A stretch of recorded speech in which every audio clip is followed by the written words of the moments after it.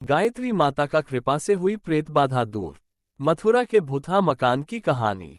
ये सच्ची घटना गायत्री परिवार के संस्थापक वेदमूर्ति श्रीराम शर्मा जी के व्यक्तिगत जीवन से जुड़ी है।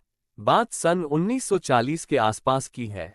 गुरुदेव ओवलखेड़ा से मथुरा आकर एक छोटे से घर में रहकर अपनी साधना कर रहे थे। धीरे धीरे उनके अनुयायियों की संख्या बढ़ती जा रही थी और वो स्थान छोटा पड़ रहा था। इसलिए गुरुदेव को एक बड़े मकान की तलाश थी।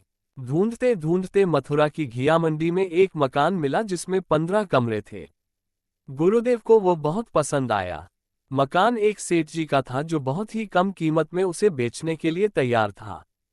सौदा हो गया और एक दिन आचार्य जी सदल बल वहां रहने आ गए।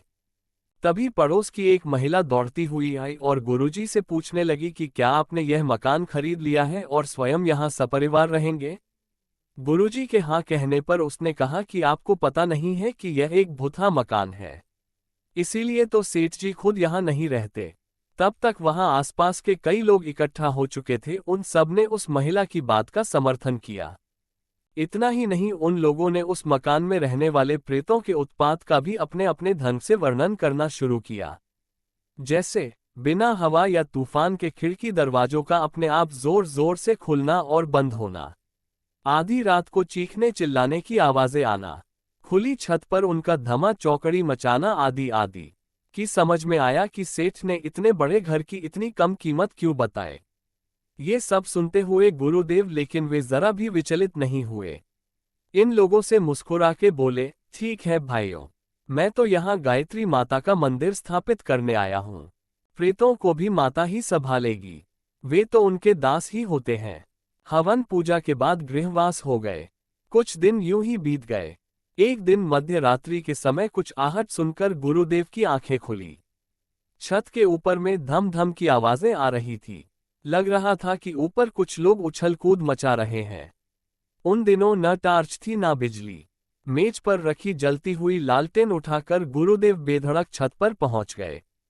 उन्हें देख भूतों में से कुछ तो खामोश होकर खड़े हो गए।